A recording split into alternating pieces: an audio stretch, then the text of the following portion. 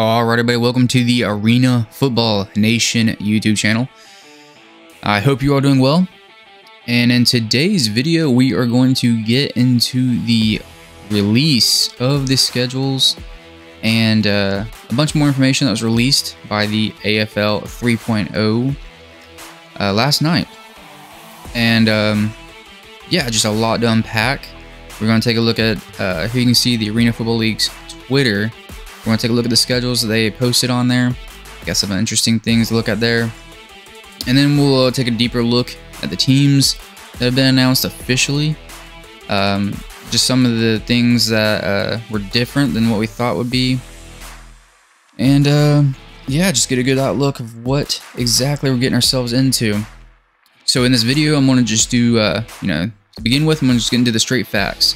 What we know, what was released yesterday, and what we can look forward to going forward. And at the end of the video, I'm going to have my own personal opinions. Might be some hot takes, but I'm going to be honest, straightforward, and not beat around the bush. So there's some things that need to be said about this release and this league in general. And we as Arena Football fans, or indoor fans, we need to be hesitant because there's a lot of red flags. I'll just say that. A lot of red flags that have been thrown up so far. But that's just as a consumer, we need to be hesitant. But yeah, let's get into these schedules, and then I threw together a little map so we can have a geographical view of everything, and we'll discuss the teams. All right, so here we have the Arena Football League Twitter. Here we can scroll down, and you can see all the little updates of them at the event. And here is the schedules released. So they are going to do 4 divisions, 2 conferences, just like the good old days in the AFL. We'll click on this, and here we have the Philadelphia Soul, and this would be the East Division. Excuse me. Yeah, the Philadelphia Soul, Nashville Cats, Albany Firebirds, and Minnesota Myth. So, like they said, it's going to be a 10-week schedule. It looks like no bye weeks. At least it says on the schedule, no bye weeks. And yeah, something interesting you might notice. Philadelphia, it doesn't say at, but it's not all home games. It's all away games. But we'll get into that in a minute. But yeah, interesting nonetheless. Here we go. Scroll down. Here's the West Division. Once again, 10 weeks, 10 games, home and away. We got 5, so it's supposed to be 5 and 5. But I did notice, like, here you have Rapid City. They have 4 away games, so it's not a completely balanced schedule. You have the Washington Wolfpack, the Billings Outlaws, Rapid City Marshals, and Oregon Black Bears. All right, we'll just keep moving through this. Here is the South Division. Louisiana Voodoo, Orlando Predators, the West Texas Desert Hawks, and the Georgia Force. Once again, you can see we have the Voodoo and Orlando have 4 away games. So not completely balanced, but nonetheless, that's what we were told. And then lastly, this Central Division. The Wichita Regulators, Southwest Kansas Storm, Salina, I don't know how to pronounce it correctly. I've heard multiple ways, so it is what it is. Salina, Liberty, and the Iowa Rampage. So yeah, what do I think overall about these schedules? Yeah, the Philadelphia Soul, very interesting. It turns out they do not have a lease on an arena yet. As far as I can tell and the information I have received so far, they do not have a arena to play at. Now that could change. They could get one before the season gets here. But if we're really being serious here, the season, if they're going to kick off in 24, the season is literally around the corner. We are almost at the end of November. December is around the corner. Next thing you know, it's going to be January. And they're supposed to be kicking off when I think they said, was it March or April? I think it was March. But either way, that's still way too close. It's right around the corner. So yeah, that was a little interesting. Other than that, very bland, boring, these schedule releases. Not much information exactly about what's going on with Philadelphia was announced. It was just like, here's the schedule, here's some, you know, highlighted games that are pretty exciting. And yeah, I don't know. I just feel like they could do better than this at the end of the day. But yeah, so this was the billboard they had lit up.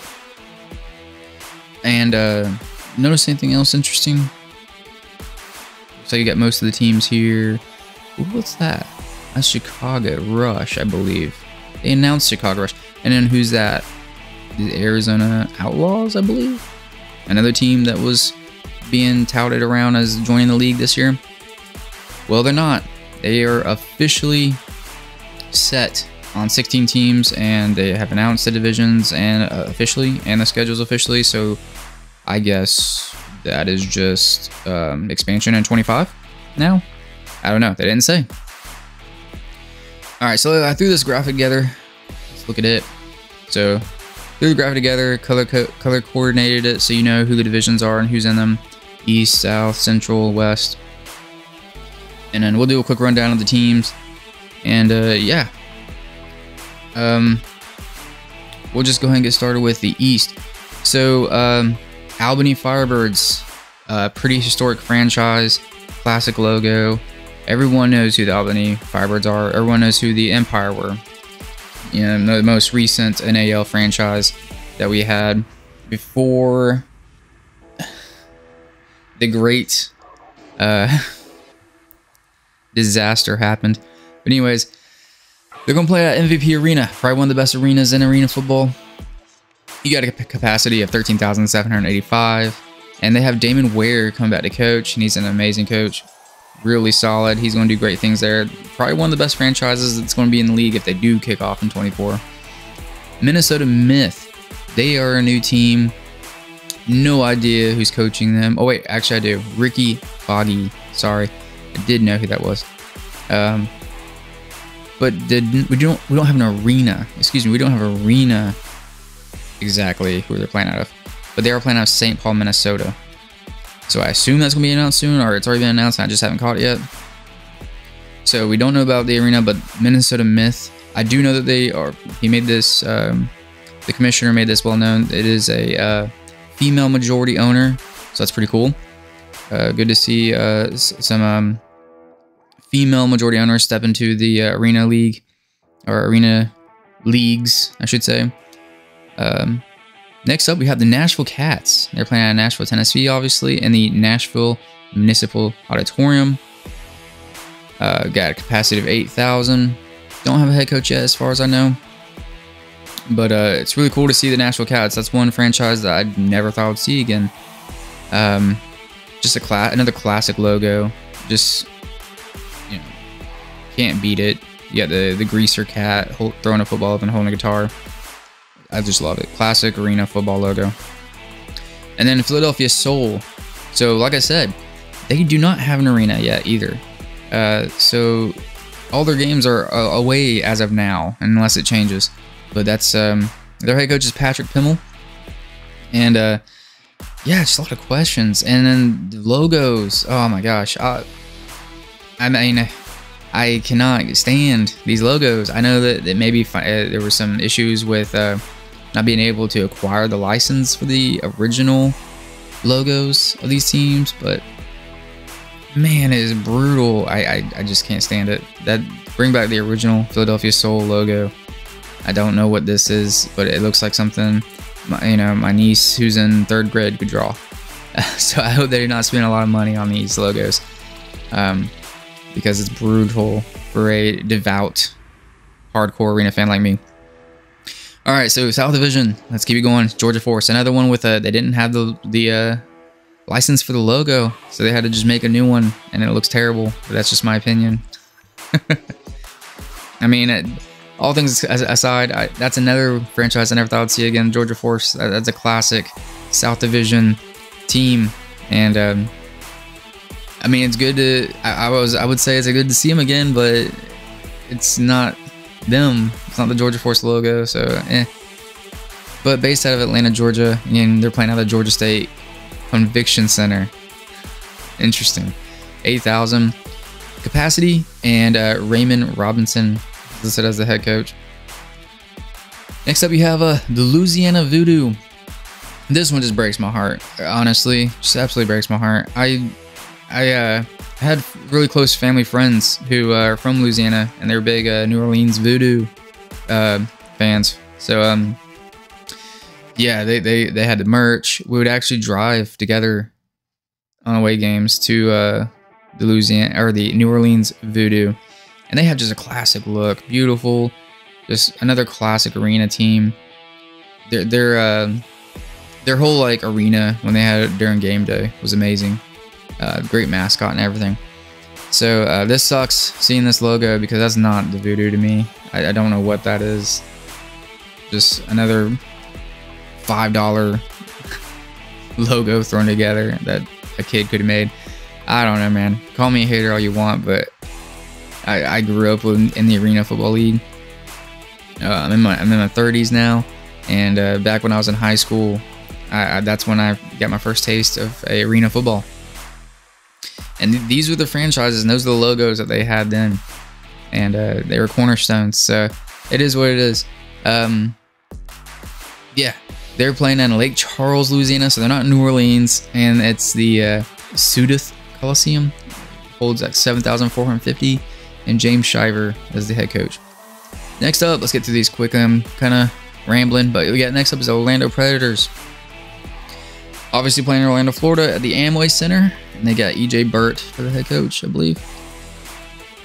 Yeah, just another classic cornerstone franchise and logo. We'll see how they do, how they bounce back. They're kind of rough this past year in the NAL, the National Arena League, but they got some decent ownership, and I assume that they will want to go big in this new AFL 3.0. So good luck to them and this upcoming season. Next up, we got the West Texas Desert Hawks playing out of Odessa, Texas, in the Ector County Coliseum. It's got a capacity of 5,131, and interestingly with them, Chris Siegfried, who is the commissioner of the National Arena League, will be the new head coach for them. Chris Siegfried, I don't know if he was straight up fired or amicably, decided to part ways with the league. But either way, he's no longer with the National Arena League, and now he's going to be a head coach at West Texas. And man, so I'm not saying that the so they're called the Desert Hawks now, but let's see real quick. They were called the Warbirds. That's what it was. So yeah, it just I don't know what the deal was with this. The logo is worse to me than their original logo. And Desert Hawks, I mean, the Warbirds was classic, but whatever. So yeah, I don't know what's going on there. But anyways, just no need to make that change. Central Division, we got Iowa Rampage playing in Council Bluffs, Iowa, in the Mid-America Center. Capacity of 6,793, and Brendan Henderson will be the head coach. Next up, Salina Liberty, Salina, Kansas. The Tony Pizzas Events Center, 7,583 is the capacity, with Heron O'Neill as the head coach. Then you have the Southwest Kansas Storm, Dodge City, Kansas. And they're playing out of the United Wireless Arena, 5,300 capacity. Gary Thomas is head coach. And then the Wichita Regulators, Park City, Kansas. Playing out of the Hartman's Arena, 5,000 capacity, and don't have a head coach listed yet. Yeah, so something I never thought I would see. 3 Kansas teams in the Arena Football League. I do not. And the reason this is why that you see some of these teams is these were the Champions Indoor Football League this past year. These are teams coming from there. essentially the Arena Football League just absorbed them, and the league, the champions, the CIF. So the CIF is no more, and this AFL 3.0 absorbed those teams, and in doing so, they got 3 Kansas teams. Just off the wall. If you had told me 3 years ago, 4 years ago, whatever, that the AFL will be coming back, and they would have 3 Kansas teams, I would say, why? Talk about redundancy. But here we are, right? So, yeah, Central Division. All I can say is interdivision game, or playing each other in divisions, they're going to the least amount of travel. But yeah, at least all their logos are their original logos. They didn't change anything. Iowa Rampage. It looks like an esport logo. I don't know what else to say. I mean, that screams I can go online and Etsy or something and buy a logo like that. I don't know. What's a gorilla and full pads doing in Iowa? I don't know. But here we are, right?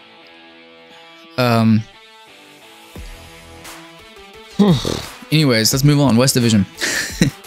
Billings Outlaws. So another team from the CIF. They're playing Billings, Montana at the Metro Park First Interstate Arena. Capacity is 8,700. And Cedric Walker for the head coach. And then the last team from the CIF, you got the Rapid City Marshals playing at Rapid City, South Dakota. The Summit Arena at the Monument. 10,000 capacity. And Sean King is the head coach. So Rapid City has a pretty large capacity. That's interesting. Washington Wolfpack will round out the rest of the West Division. And they're playing out at Everett, Washington at the Angel of the Winds Arena.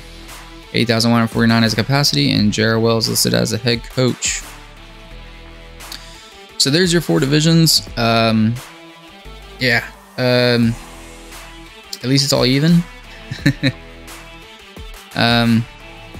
You might be asking yourself, wait, what about Chicago Rush? What about the Arizona team? There were some teams that, were listed. I think Austin was listed as a team.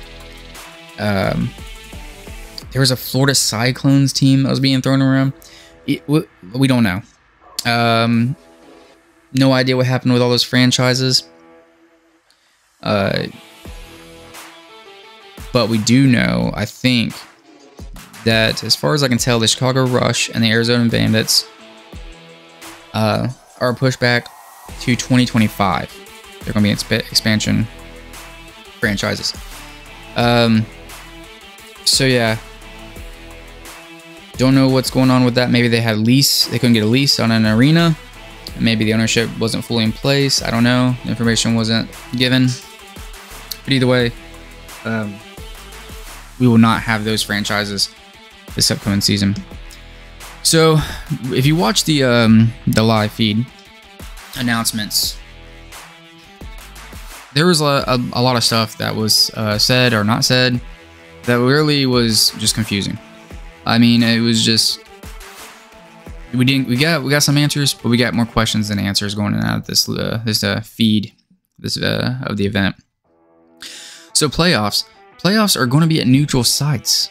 You will not have a team host a home team, the higher seed, will not be hosting the playoff game. It's going to be at neutral sites. I do not understand this at all. It makes no sense. And we don't even know if it's officially going to be in Vegas or Minneapolis. Both were touted and thrown around. And different things were said by different people. It wasn't explicitly said for sure. It was just very vague. Like we didn't get concrete answers. I haven't looked and followed up into it today. I just was getting all the information yesterday.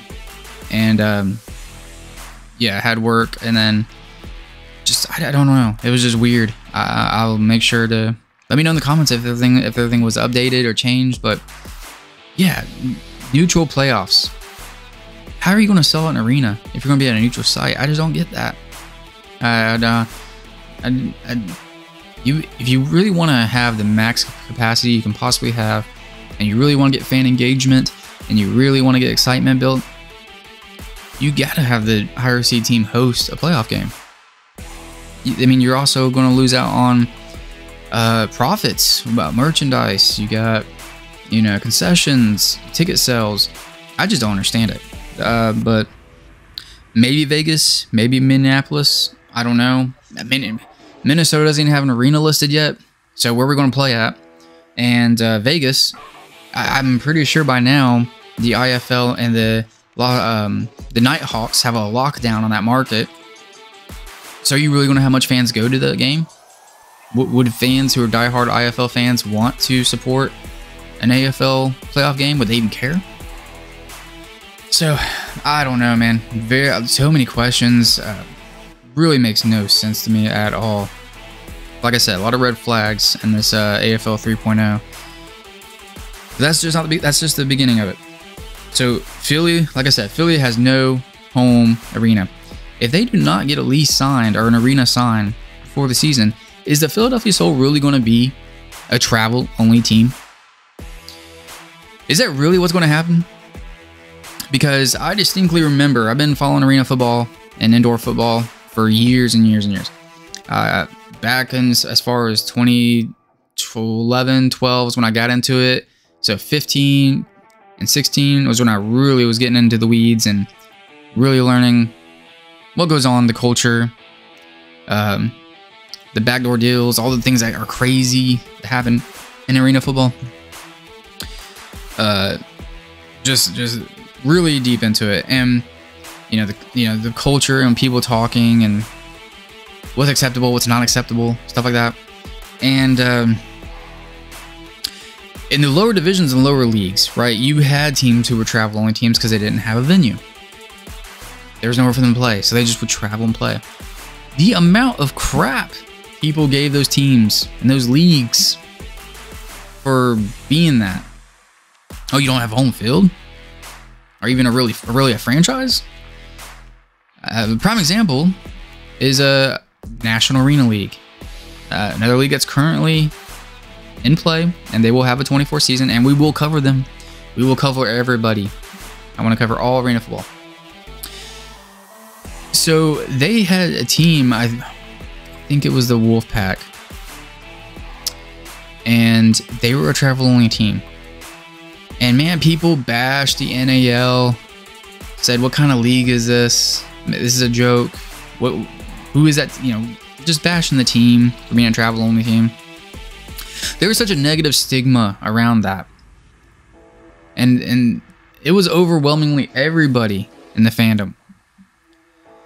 So how are you going to have the AFL logo? You're gonna be bringing back these franchises that are dearly loved and sacred to arena fans. And Philadelphia Soul was one of them. And I even said in the press conference when they announced the Philadelphia Soul, they said, "Not many teams, if any, can stand the prestige and iconicness of the Philadelphia Soul." Well, I can name about 5, but either way, how are you going to hype that up? Get the name Philadelphia Soul, and then you're a travel-only team in Philadelphia. Some of the most insane, rabid fans in all of sports, not just arena football. Oh man, yeah, I don't get it. I do not get it at all. If they can't, it feels like everything was so rushed. Sorry, here's where I go on my little rants and opinion pieces. I should have prefaced this to prepare people. How are you going to bring back these franchises and then throw a bastardized logo, not the real logo, and then not even have arena? Now, like I said, they could eventually get an arena. They may very well, and maybe they'll play in Philadelphia proper, and they'll get, salvage what they got going. But man, everything feels rushed and thrown together. And even if you look at the initial logo, let's go back here, that the AFL released, and it had all the logos around the AFL logo blurred out. You could make out the outlines and know the teams. There were so many classic franchises that were outlined, and there were some that, we knew who they were, but they might necessarily have been the older franchises. Yeah, it didn't turn out like we got those franchises. There was a lot of adjustments and on the fly fixing done. I can promise you the CIF franchises weren't a part of the equation for this. They saw the writing on the wall, having a hard time getting franchises. So to get that magical 16 number or higher, the AFL absorbed them.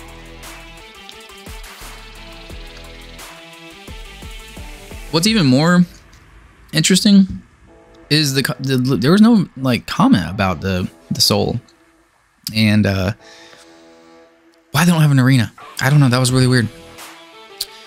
So speaking of the CIF franchises that are now in the AFL, they were like a tier 3 division, right? Not hating on it. I'm not trying to disparage them, but they were a smaller, overall league, a regional league, and the franchises weren't massive, right? They weren't really big. They didn't have giant money pockets in ownership. And I'm pretty sure they only paid like between, I think it was like 50 to 200. I think the average was 200 per player. I know there was a salary cap and everything, but they didn't pay much, right? And I mean, it is what it is, right? They couldn't pay that much, right? The AFL is touting that they were going to pay players around $1,000 a game or a month or something like that. I gotta go back and look. I can't remember if it was a game or a month. I think I would assume it'd be a game because they're just talking big about this new 3.0 AFL. They're just, sky's the limit. But how are the CIF franchises and the ownerships? How are they going to afford that? Literally last year, they were in a league where they could only play players so much, 200 a game or so. I don't know, just a lot of question marks. I mean, I just don't know. Will these franchises make it throughout the season? Will the AFL not lose a single franchise? Will they actually kick off? I mean, it's right around the corner. Like I said, as a consumer, you got to be skeptical. You got to really prepare yourself. When you care so much about something, you got to be hesitant. And like I said, it's just a lot of red flags. Things don't make sense. A lot of adjustments on the fly. And I just don't see how the CIF franchises, if this is the amount of money they're paying players, and then all this travel, I just don't see how they're going to financially be able to afford it. Maybe they get more owners, new owners, who are able to help fit the bill. And I wish no bad or ill will on anybody. I want arena football in general across the country to succeed, because this sport, I love it. I love the sport very much. I'm a very big baseball guy. Baseball is my first love, but football very close second, and arena football on top of that. There's nothing better to go to an arena football game, and indoor football game. Either way you want to say it, doesn't matter. It's all in an arena to me. But yeah, just really, really weird. A lot of questions. Hopefully we get more answers as we get closer. And yeah. I don't know what else to say. We'll do previews for all the leagues. I'm going to do IFL, of course, NAL. I know the AIF, where the Columbus Lions are. I think they got like 6 teams. So we'll do a little coverage of them. And yeah, we'll bring more updates to the channel as they become available. If anything changes. Yeah, if you like this kind of content, leave me a like. Shows me you appreciate it, all the hard work. What do you think? Do you think the AFL 3.0 is going to kick off? Do you think this thing will be successful? What are your comments, questions, and concerns? Let me know in the comment section. I'd like to get a little discourse going. Yeah, just let me know your thoughts. And if you like this kind of content, subscribe, please. And follow along for more content. We're going to do a lot of coverage. A lot of content's coming down the pipeline. And yeah, just help us move those chains. All right, everybody. Take it easy.